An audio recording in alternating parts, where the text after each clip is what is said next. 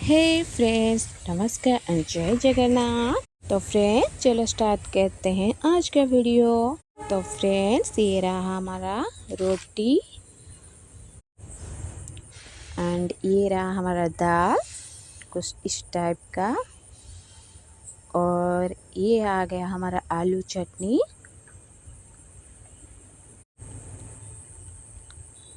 And ये रहा हमारा आलू भिंडी का भाजी। किस किस को पसंद है मुझे कमेंट में बताओ। एंड ये रहा हमारा छिमी के साथ।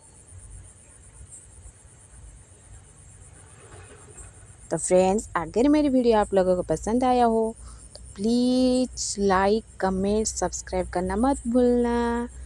ये रहा हमारा आज का डिनर कुछ इस टाइप का, और ये आ गया हमारा पानी।